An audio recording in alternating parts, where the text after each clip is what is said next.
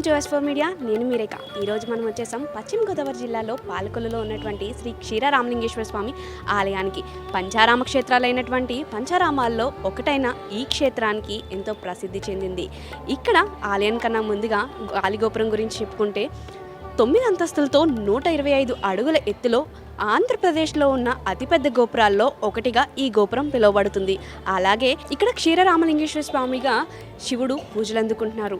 అలాగే ఇక్కడ క్షేత్రపాలకుడుగా విష్ణుమూర్తి జనార్దన రూపంలో పూజలు అందుకుంటున్నారు. ఈ గుడి యొక్క విశిష్టత ఏంటి, స్థల పురాణం ఏం చెబుతున్నాయి, ఈ గుడి గురించి మరిన్ని విశేషాలు ఇక్కడ ప్రధాన అర్చకులను అడిగి తెలుసుకుందాం. నాతో వచ్చేసేయండి. ఒక గోపురం కనిపిస్తుంది కదా, ఆంధ్రప్రదేశ్లో పెద్ద గోపురాల్లో ఇది ఒక గోపురం అన్నమాట. ఇది 9 అంతస్తులతో కూడి 125 అడుగులతో నిర్మించబడి ఉన్నది. ఇది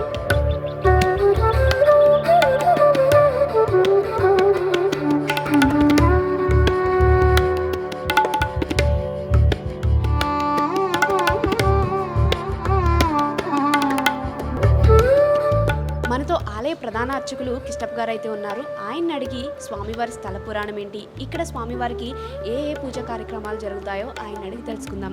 నమస్కారం అండి. శ్రీ గురుభ్యో నమః. శ్రీ మహాగణాధిపతయే నమో నమః. ఈ పంచారామములు ఎట్లా ఆవిర్భవించాయి, ఇవి ఎవరెవరో శాప విమోచనంగా ప్రతిష్టాపన చేశారో నేను మీకు విపులంగా చెప్తాను, శ్రద్ధగా ఆలకించండి. పూర్వం తారకాసురుడు అనేటువంటి రాక్షసుడు ఈశ్వరుని గురించి తపస్సు చేస్తే ఈశ్వరుడు ప్రత్యక్షమై ఏ వరం కావాలో కోరుకోమన్నాడు. అప్పుడు ఈ తారకాసురుడు అడుగుతాడు మాట ఈశ్వరుణ్ణి, అన్నిటికంటా లైకారకుడివి, శక్తి పురుషుడివి, మూలాధారుడివి నీవే కాబట్టి నీవు నా హృదయమునందు నిక్షిత్వం వాళ్ళయ్యా ఈశ్వర అని చెప్పి కోరుకుంటాడు. ఎప్పుడైతే విధంగా కోరుకున్నాడో అప్పుడు ఈశ్వరుడు అంటాడన్నమాట, ఏమనయ్యా అంటే, ఓ తారకాసురా, నువ్వు లోక విరుద్ధమైనటువంటి కోరుకుంటున్నావయ్యా, అట్లా కాకుండా ఏదైనా వరాన్ని కోరుకో, నీ వరాన్ని తప్పకుండా తీరుస్తాను అని చెప్తాడు.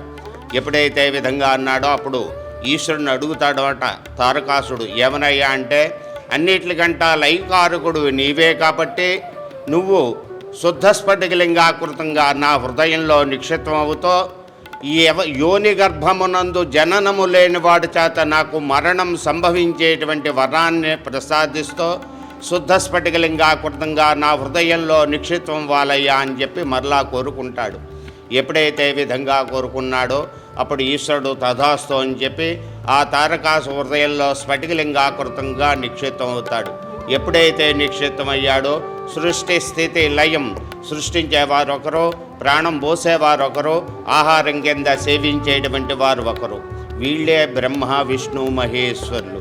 లైకారకుడైన ఈశ్వరుడు ఎప్పుడైతే ఈ తారకాసు హృదయంలో నిక్షిప్తమయ్యాడో పుట్టివారు పుడుతున్నారే కానీ ఎవరికి కూడా మరణం సంభవం లేకుండా ఉంది. అప్పుడు ఈ భూభారం పెరుగుతుంది. ఎప్పుడైతే ఈ భూభారం పెరిగిందో ఈ భూదేవి వెళ్ళి బ్రహ్మ దగ్గర మొరపెట్టుకుంటుంది, ఓ బ్రహ్మదేవ, ఈశ్వరుడు ఎక్కడున్నాడో కాన రావట్లేదు, సృష్టి జరుగుతోందే కానీ ఎవరు కూడా మరణం పొందట్లేదయ్యా, నేను ఈ భూభారాన్ని మోయలేకపోతున్నానయ్యా అని చెప్పేటప్పటికీ అప్పుడు బ్రహ్మ దివ్య దృష్టితో చూసి, పల్నా తారకాసు హృదయంలో ఉన్నాడమ్మా ఈశ్వరుడు, వాణ్ణి సంహరించాలంటే కనుక యోని గర్భమునందు జననము లేనటువంటి వాడు ఒక్క కుమారస్వామి ఒక్కడే. అంచేత ఈ తారకాసుడికి కుమారస్వామికి యుద్ధం జరగాలి అని చెప్పేటప్పటికీ అప్పుడు ఈ తారకాసుడికి యుద్ధం జరుగుతుంది. ఎప్పుడైతే యుద్ధం జరిగిందో ఈ తారకాసురుడు ఎంతకీ మరణించడు.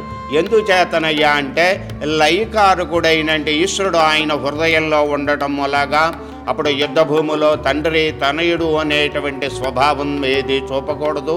క్షాత్రధర్మ ప్రకారంగా నీ తండ్రి అయినా వెనుకాడకుండా ఆ తారకాసు హృదయంలో ఉండేటువంటి ఆత్మలింగాన్ని ఛేదించవయ్యా అని చెప్పి నారదుడు కుమారస్వామికి చెప్తాడు.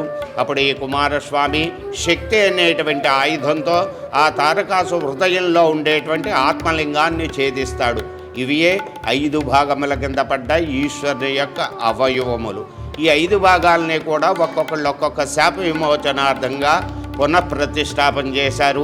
అహల్యా శాప విమోచనార్థంగా అమరావతిలో ఈశ్వరుని యొక్క ఊరువులు భాగాన్ని ఇంద్రుడు ప్రతిష్టాపన చేసి అక్కడ అహల్యా శాప విమోచనం పొందాడు.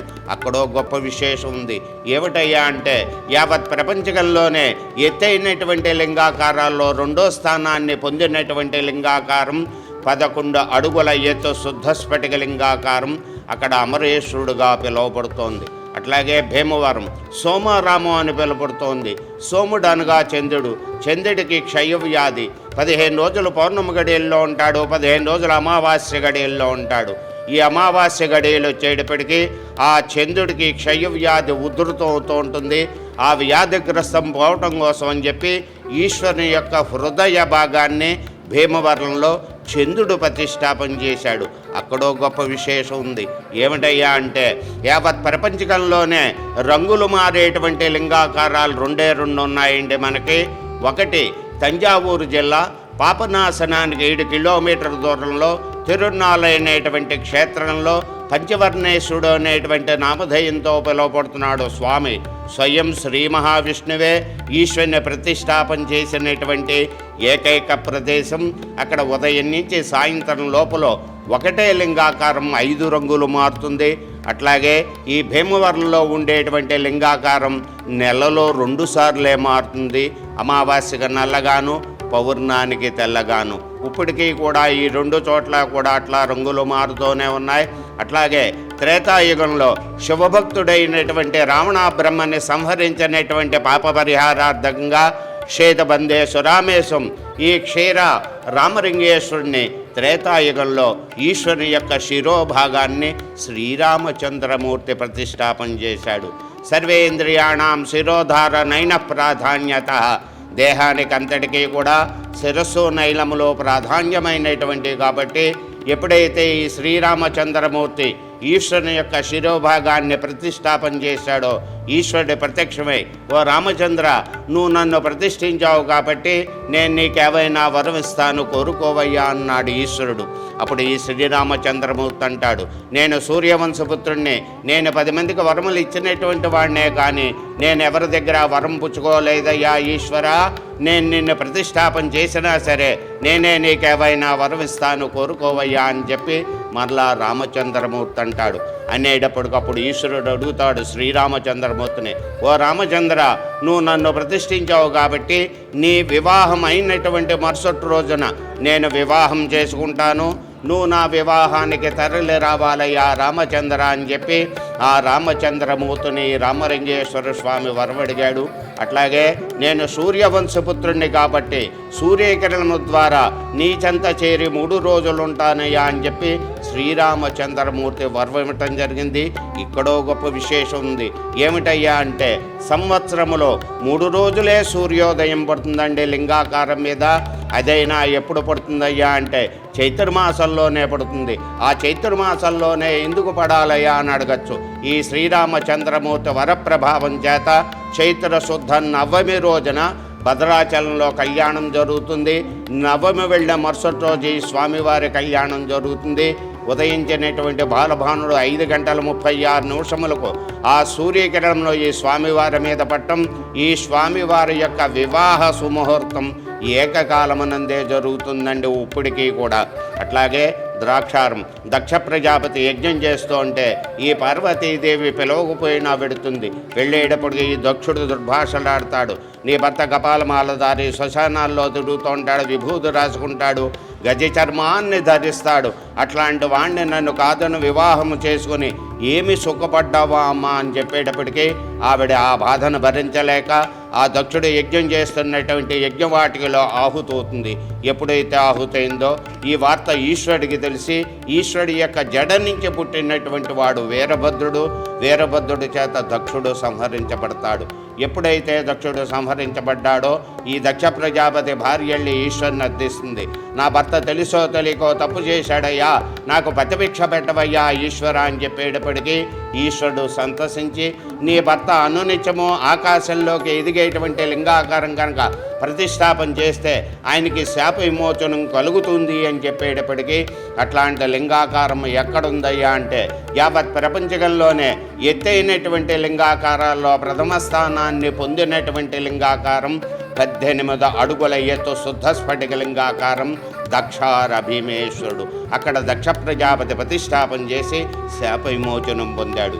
అట్లాగే సామర్లకోట. ఎవరు ఎటువంటి తప్పు పాపము చేసినా ఈశ్వరుని యొక్క పాదములు పట్టుకునే శరణు అంటే కనుక ఎటువంటి పాపమైనా తొలుగుతుంది. కాబట్టి ఈ తారకాసు హృదయంలో ఉండేటువంటి ఆత్మలింగాన్ని ఛేదించినటువంటి పాప పరిహారార్థంగా సామర్లకోటలో ఈశ్వరుని యొక్క పాదములు కుమారస్వామి ప్రతిష్టాపన చేశాడు. అక్కడ కొమరారామం అని పిలువబడుతోంది. కొమరారామం, ద్రాక్షారామం, క్షీరారామం, సోమారామం, అమరారామం ఇవి 5 కూడా బౌద్ధారామాలు. 11వ శతాబ్దంలో రెడ్డి రాజుల యొక్క పరిపాలనలో హరిశ్చంద్ర మహారాజు, విష్ణువర్ధన్ మహారాజు, బెహరా మహారాపాత్రులైన రాజారాయ రఘుపతి వీరు ముగ్గురు కలిసి ఈ 5 ఆలయాలని పునరుద్ధరణ చేసినట్టుగా మనకి శిలాశాసనాల ద్వారా తెలుస్తోంది. అట్లాగే ఈ ఆలయానికి తూర్పు భాగాన 122 అడుగుల ఎత్తు రాజగోపురం ఉంది. సూర్యుడు కూడా ఉదయించేటువంటిది ఆ తూర్పు భాగాన్నే.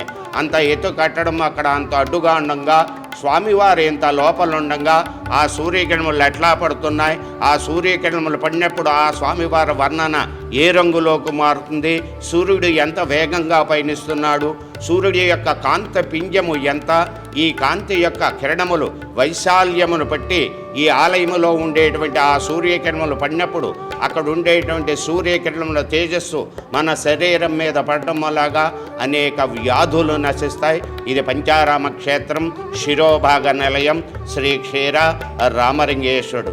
యావత్ భూమండలంలోనే ఈశాన స్వరూపాలయం అన్నది ఇది ఒక్కటే.